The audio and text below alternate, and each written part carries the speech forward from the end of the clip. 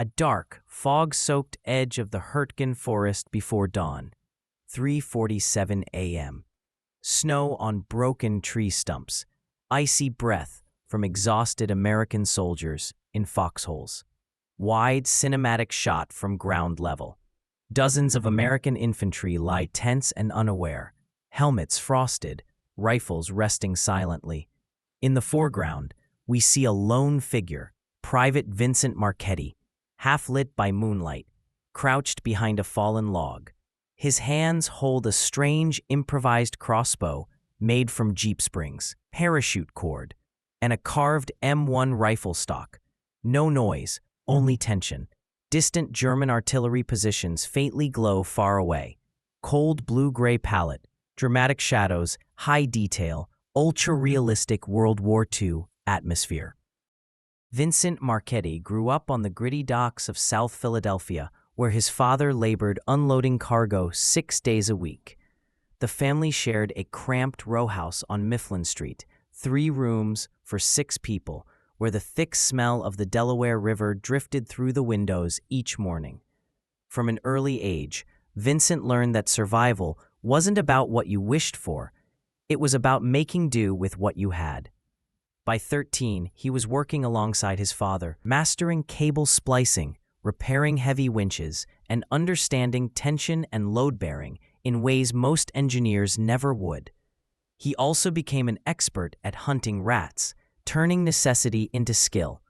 The docks swarmed with rats, and management paid just 2 cents per tail. Vincent couldn't afford a .22 rifle, so he improvised, building traps from dock equipment, crafting spring mechanisms from broken cargo lifts, and triggers from old door latches. His most effective design used a wound steel cable that snapped with lethal force, silent, precise, and efficient. By the age of 16, he was collecting 40 tails a week. When Pearl Harbor was attacked, Vincent was 19 and still working the docks full-time, unaware that the skills he had honed in those narrow streets would one day save lives on a far deadlier battlefield.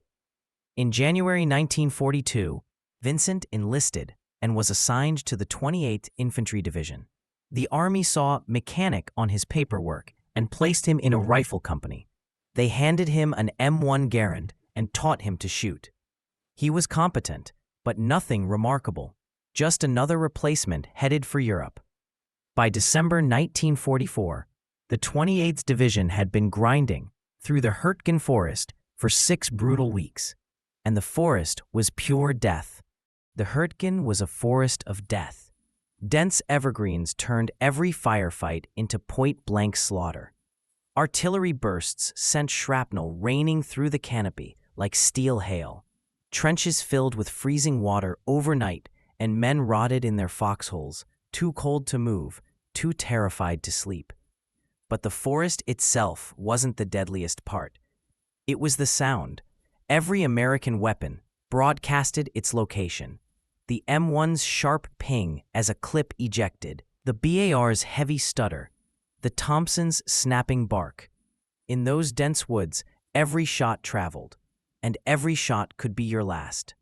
The Germans used every sound to deadly effect, triangulating positions and calling in mortar strikes within minutes. A 5-second burst from a BAR could summon artillery that killed a dozen men. Private Thomas Brennan learned this lesson the hard way on December 3rd. He had been in the field for weeks, still carrying that nervous energy of a fresh replacement. At dawn, a German patrol emerged through the trees just 20 yards away. Brennan fired his Garand, taking down 2 soldiers and scattering the rest. But as he reloaded, the mortars arrived, and there was nothing he could do. 8 rounds in 30 seconds. Brennan fell with his rifle still clutched in his hands, joined by Sergeant Frank Doherty and 5 others from the same sector. Just 3 days later, Private Raymond Hayes faced a different scene, but the outcome was the same. A German sniper perched 150 yards above in the canopy. Hayes spotted him, took careful aim, and fired 3 times, striking on the second shot. The sniper went down, but 4 minutes later, artillery zeroed in on Hayes' position. He didn't move. He didn't survive. The muzzle flash had given Hayes away. From the company command post, Lieutenant Paul Henderson watched both incidents unfold. He was 23, commissioned just 6 months earlier, but already carried the weight of a man twice his age. The math was cruelly simple. Every time his men fired, they revealed their positions. The Germans had more artillery, better maps, faster response times. American infantry was being decimated by the very tactics they had been taught to rely on. Henderson raised the alarm at battalion level. "We're dying because we're loud." The major looked at Henderson as if he'd suggested they fight with rocks. "What do you propose, Lieutenant?" he asked, dismissive. Henderson spoke bluntly. "Suppressed weapons, crossbows, knives, anything quiet. This is a modern army," he argued, "engaged in mechanized warfare. We rely on rifles." The suggestion was brushed aside. Henderson returned to his company, only to watch 3 more men die over the next 5 days. Each one revealed their position with gunfire. Each one erased by German artillery minutes later. By December 13th, the company had been reduced to 60% strength. Replacements arrived, fell, and were replaced again. ... The survivors stopped learning each other's names. Vincent Marquetti had watched Brennan die. They'd shared 3 weeks in the same squad, long enough to swap cigarettes and debate Philadelphia versus Chicago pizza. When the mortars struck, Marquetti had been 40 yards away. Too far to help, but close enough to see Brennan's helmet tumble through the air. That night, Marquetti couldn't sleep, not from fear. He had made peace with dying weeks ago. It was frustration that kept him awake. The problem wasn't German skill or American weakness. It was physics. Sound traveled. Steel rang out. Every engagement guaranteed counter-battery fire. He fought back to the docks, to hunting rats with spring traps, and the one lesson that had guided him all his life: how to kill without ever announcing your presence. Around midnight, Marquetti climbed out of his foxhole and trudged through the frozen mud to a destroyed Jeep, half buried in a crater. It had taken a direct hit 3 days earlier. The driver was gone, vaporized, leaving nothing but twisted metal. Yet the suspension remained intact. In the darkness, Marquetti ran his hands over the curved steel leaf springs. Parachute rigging cord was still wound around one axle, forgotten by whoever had abandoned it. Someone had planned to use that cord for something, but never got the chance. In that moment, the idea hit Marquetti all at once: a crossbow. Not a toy, not some medieval relic, but a real weapon, built from modern steel and raw tension. The Jeep's leaf springs could generate enormous force. The rigging cord could serve as the bowstring. He would need a stock, a trigger system, and custom bolts. The technical challenges were real, but not impossible. A traditional crossbow relied on wood flexing under tension and releasing through a simple trigger. Marquetti had to reinvent that idea using a steel spring, one capable of storing far more energy but still releasing smoothly without vibration, noise, or loss of accuracy. The timing had to be flawless. Too much friction, and the bolt would tumble. Too little, and the release would be wild and uncontrollable.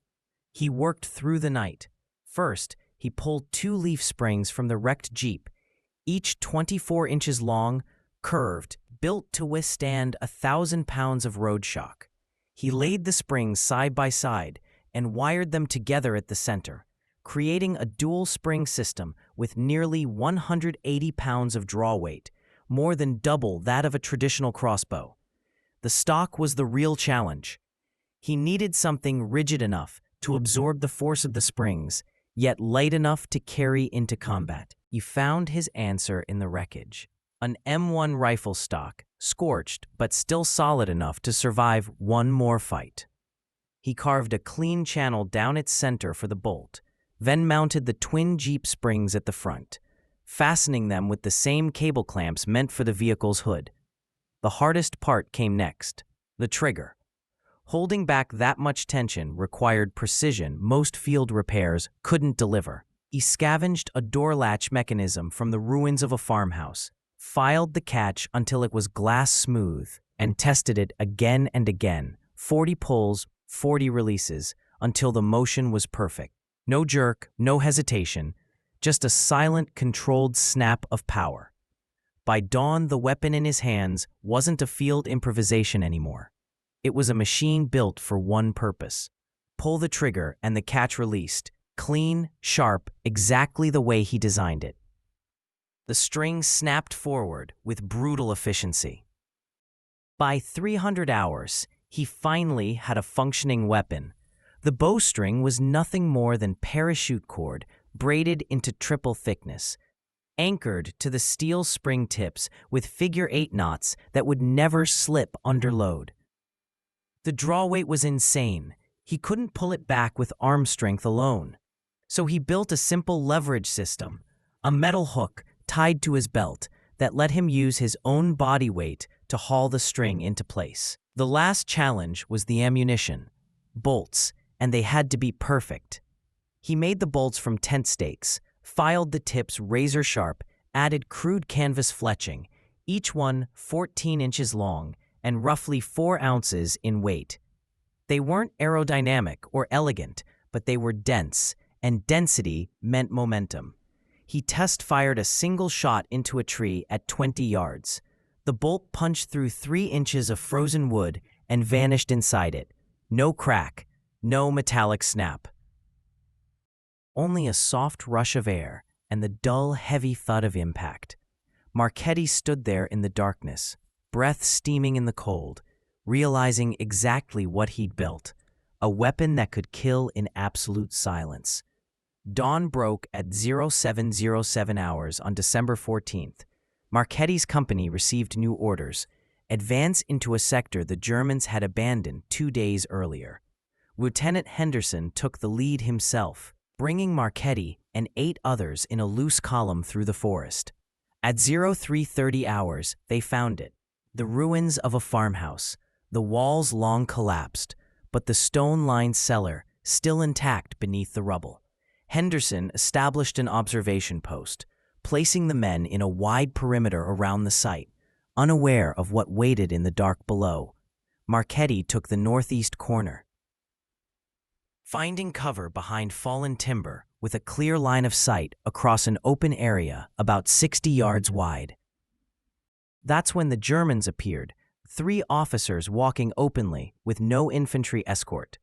They moved with the ease of men who believed they were in secure territory, stopping 40 yards from Marquetti's position near a shattered stone wall.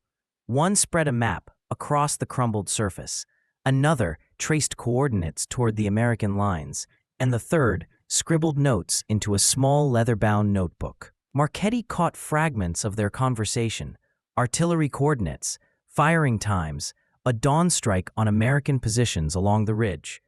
He recognized enough German from captured documents to understand they were planning a barrage that would hit his battalion at first light. Standard procedure would be to report it to Henderson, call in counter-battery fire from American artillery, but that meant noise, and noise meant a German response. The company had already lost 30 men that week alone to counter-battery duels. By the time American shells fell, these officers would be gone, and the German strike would hit as planned. Marquetti's eyes fell on the crossbow, leaning against the timber beside him. He'd carried it for 14 hours, told no one, and wasn't even sure it would work beyond that single test shot. The officers were 40 yards away, farther than his test range, but not impossible. The morning air was perfectly still, no wind to alter the bolt's flight. He had maybe 90 seconds before they moved. No time to report. No time to debate. Only action. It came down to simple math: range, trajectory, and silence.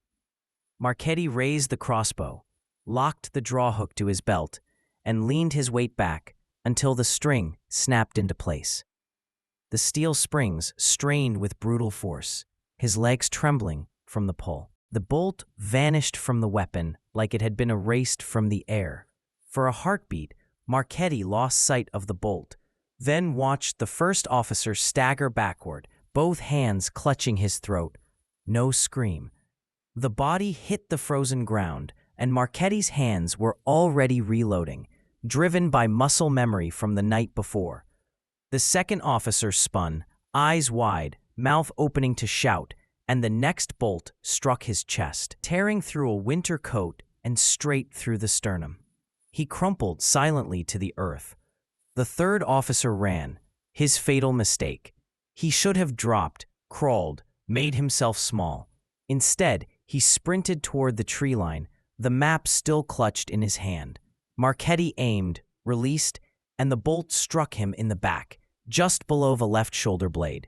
He managed 3 desperate steps before collapsing face first into the frozen mud. 40 yards away, 3 German officers lay dead. Total time, 8 seconds. And the only sound, the dull thud of impact. Marquetti sank behind the timber, chest heaving, eyes locked on the crossbow in his hands. His first thought raced to court-martial, unauthorized weapon, failure to report enemy contact, violation of the rules of warfare. He wasn't sure if crossbows technically broke the Geneva Convention or just common sense. His second thought was far simpler. It worked. From a distance, Lieutenant Henderson had seen the bodies through his binoculars and moved toward Marquetti's position, crouching low. "What happened?" he demanded. Marquetti held out the crossbow, and Henderson examined it in silence. His eyes shifted from the weapon to the bodies, then back again. "You built this?" he asked. "Yes, sir. Last night from Jeep parts," Marquetti replied. "You killed 3 officers without firing a shot?" Henderson continued. "Yes, sir," came the steady answer. Henderson could have arrested him, confiscated the weapon, filed a report, and left the decision to battalion. Instead, he simply asked, "Can you make more?" By nightfall, Marquetti had already constructed 2 additional crossbows, ready for the next strike. The components were everywhere. Wrecked vehicles littered the forest, parachute cord stocked in every supply dump, and tent stakes issued by the thousands. Henderson quietly gave the go-ahead, bypassing paperwork and official channels. He simply told the squad leaders, "Marquetti's building something. Let him work." On December 15th, Private Eddie Sullivan carried the first completed crossbow on patrol. They came upon a German machine gun nest. 2 operators dug into a hillside just 35 yards from the American lines. Sullivan crawled to within 20 yards and took out both gunners with 2 precise shots, then retreated back to safety. The entire operation took 6 minutes. The Germans didn't discover the bodies until noon and never figured out what had killed the crew. There were no bullet holes, no conventional evidence, just 2 men lying dead with 14-inch stakes driven through their bodies. By December 17th, Marquetti had produced 4 more crossbows, expanding the silent arsenal ready for the next mission.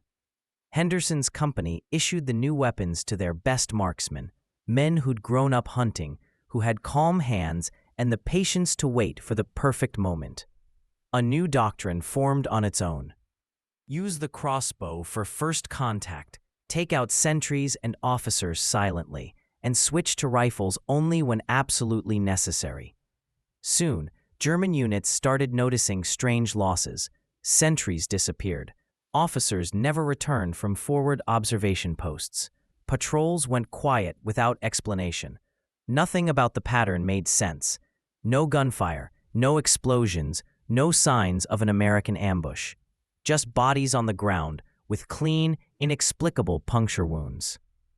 A German intelligence report from December 20th, captured weeks later, described silent American infiltrators using unknown weapons.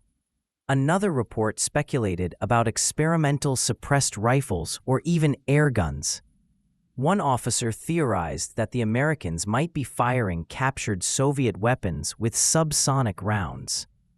But no one ever considered crossbows. The idea was too primitive, too absurd to be taken seriously. Yet it was exactly what had been decimating their men. Modern armies didn't fight with medieval technology. But word spread through the American lines faster than German intelligence could track it.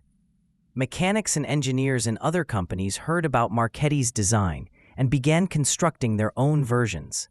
By December 28th, at least 20 crossbows were in use across the 28th Division. There was no official documentation, no engineering approval, just soldiers using whatever materials were at hand to solve deadly problems. The numbers told the story.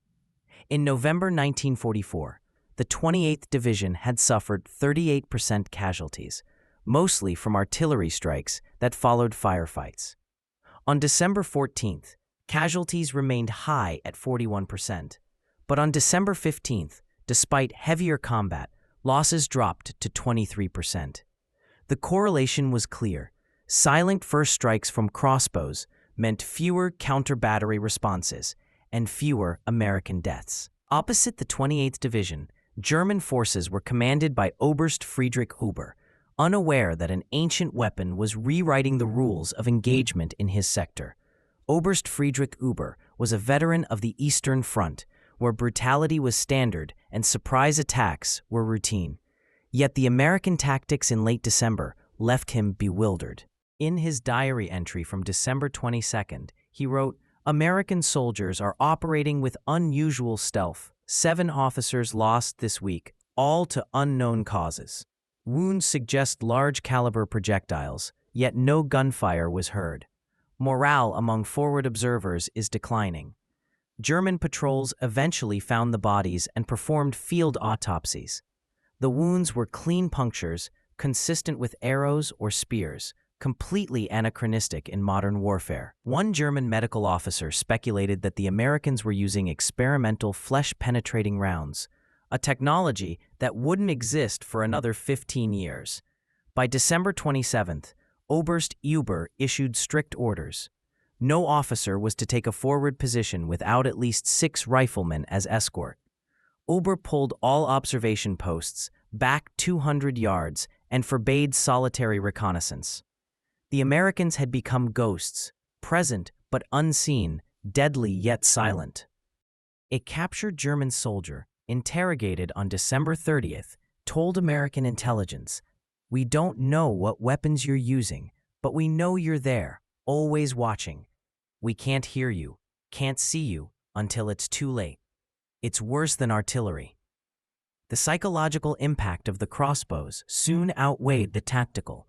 German forces grew cautious, hesitant to operate in small groups and reluctant to send out forward reconnaissance. Meanwhile, American patrols gained a freedom of movement they hadn't had since entering the forest. Intelligence collection improved, and ambushes became routine. Silent crossbow attacks created a pervasive sense of uncertainty that paralyzed German decision-making, turning fear into a weapon as effective as any rifle or artillery shell. The statistical impact was undeniable, though it would take months for Army analysts to connect the dots. In November 1944, in the Hürtgen Forest sector, the 28th Infantry Division saw 247 American casualties across 156 combat engagements, 38% of the division's strength.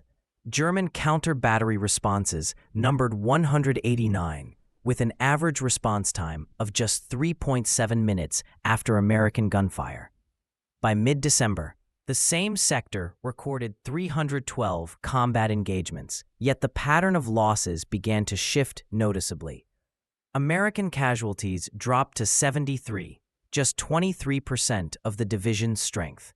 German counter-battery responses fell to 91, and the average time from American contact to German artillery strikes more than doubled, rising to 7.2 minutes. The reduction in counter-battery fire correlated directly with the deployment of crossbows. When American forces initiated contact silently, German gunners had no targeting data. Response times slowed, effectiveness plummeted, and the absence of sound fundamentally changed the tactical equation on the battlefield. Conservative estimates credited the crossbow tactic with preventing roughly 180 American casualties in the final 2 weeks of December. This calculation assumed the casualty rate would have remained at 38% without the tactical change. In reality, it dropped to 23%, a 15-point reduction across approximately 3,000 soldiers in active combat. Battalion-level officers noticed the change but couldn't explain it. Major Robert Walsh, the 28th Division Operations Officer, wrote in his after-action report, "Significant reduction in counter-battery casualties observed late December. Cause unclear. Recommend further analysis." The analysis never arrived. By January, the 28th Division had moved out of the Hürtgen Forest, redeploying to the Ardennes to counter the German offensive. Marquetti's crossbows accompanied them, though they proved far less effective in open terrain. The tactic relied on close-range concealment, patience, and dense cover, conditions abundant in the forest but absent in snow-covered fields. On January 8, 1945, Lieutenant Henderson filed a report detailing the crossbow tactic and formally requesting an official evaluation. The report made its way through the chain of command, reaching division headquarters by January 15th, but it sat untouched on a desk for 3 weeks. The official response arrived on February 9th. Improvised weapons were not authorized for regular issue, and the continued use of standard infantry armaments was recommended. The crossbow tactic was noted only for the historical record. There would be no investigation, no engineering analysis, and no attempt to standardize or improve the design. The official position was that the crossbows were merely a field expedient. Interesting, perhaps, but irrelevant to modern warfare. The 15% reduction in casualties was credited instead to improved tactical awareness and unit cohesion. Henderson showed the response to Marquetti, who simply shrugged. It didn't matter. It had worked. They were alive. The crossbows remained in use through March 1945, primarily in urban combat, where silence once again provided a deadly advantage. By the end of the war, Marquetti had built 17 crossbows, each one an improvement over the last. He refined the triggers, perfected the draw mechanism, and experimented with different bolt designs. By April, his crossbows could consistently hit targets at 60 yards, delivering enough force to penetrate winter coats and even body armor. Yet he received no official recognition, no medals, no commendations, no mention in unit citations. His service records simply listed him as a mechanic in the infantry, with no special notations to hint at the extraordinary impact he had made. The crossbow tactic never appeared in training manuals, tactical reviews, or lessons learned reports. Vincent Marquetti survived the war, stationed in Germany with occupation forces when the surrender came, still carrying his crossbow. Though combat had ended, he returned to Philadelphia in October 1945, took his discharge at Fort Dix, and went back to the docks where his story had begun. For the next 32 years, he worked as a stevedore, unloading cargo ships 6 days a week, the same job his father had done, a life of quiet labor after extraordinary service. He married in 1947 and had 3 children, living in the same Philadelphia neighborhood where he had grown up. The row house on Mifflin Street was gone, demolished in 1958 to make way for a highway. But he found another just 4 blocks away. He never spoke of the crossbow. When asked about the war, he would simply say, "I was infantry, fixed things when they broke, came home." It wasn't until after his death that his children discovered the crossbow, carefully wrapped in canvas and stored in his basement workshop, a silent testament to a story they had never known. No explanation, no documentation, just the weapon itself, springs still functional, strings still taut. Vincent Marquetti passed away in 1989 at the age of 66, succumbing to a heart attack while working in his garage. His obituary in the Philadelphia Inquirer mentioned his military service in a single line. Mr. Marquetti served in the U.S. Army during World War II, stationed in Europe. There was no mention of his innovation, no recognition of the lives he saved, no acknowledgement that he had quietly reshaped tactical doctrine without permission or official support. The crossbow tactic vanished from military use after 1945. No formal study ever documented its effectiveness, and no training program adopted it. The 17 weapons Marquetti had built were either lost, destroyed, or forgotten. The Army moved on, embracing mechanization, air power, and nuclear weapons, technologies that favored overwhelming firepower over stealth, volume over precision. Yet the underlying principle endured. Modern military doctrine now recognizes that controlling sound saves lives. Announcing your presence invites a response. Silence, it turns out, is a weapon in its own right. Suppressed firearms, subsonic ammunition, stealth technology, all trace back to the same insight that led a Philadelphia dock worker to build a crossbow from Jeep springs. Military historians pieced the story together in the 1990s, using unit records and veteran interviews. The casualty reduction was real and documented in official reports, even if the cause had been misattributed. The crossbows had existed, and their silent legacy endured. One crossbow survives today, preserved in a private collection donated by Marquetti's daughter in 1991.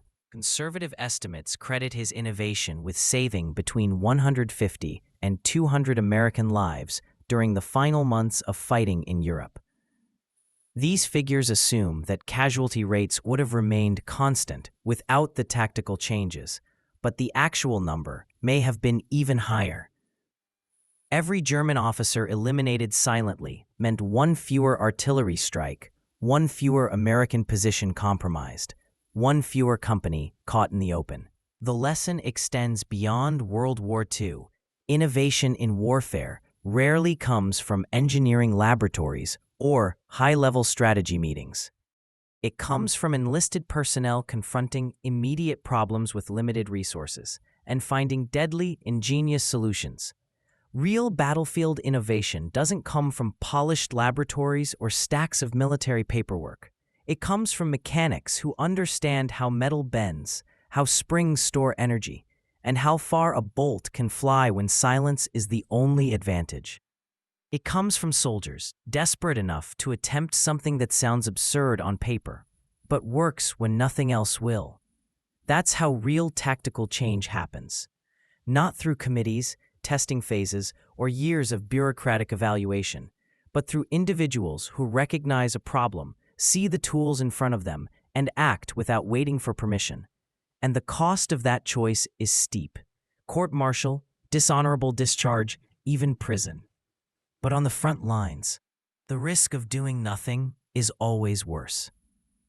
The reward for taking that risk was measured not in medals or commendations, but in lives saved, numbers in official reports credited to chance, circumstance, or conventional tactics. In the quiet of basement workshops, weapons were wrapped in canvas and hidden for decades, silent witnesses to ingenuity unrecognized. Vincent Marquetti never sought fame, never documented his innovation, never claimed credit, and never demanded acknowledgement from the Army. He returned to the docks, raised his family, and lived the same working-class life he had known before the war, a life defined by quiet labor, not battlefield legend. The only proof of Vincent Marquetti's impact was a 15% reduction in casualties, an improvement Army analysts couldn't explain, and a single weapon that military historians would uncover 45 years too late. That's the real story. Not the dramatic moments of silent kills or enemy confusion, but the quiet humility of a man who solved a problem simply because it needed solving, who saved lives because he could. and who returned to ordinary life without expecting recognition. The crossbow was merely a tool. The innovation was rooted in physics. The courage came from risking everything to do what regulations said was impossible. If you found this story compelling, please like this video, subscribe to stay connected with these untold histories, and leave a comment telling us where you're watching from. Thank you for keeping these stories alive.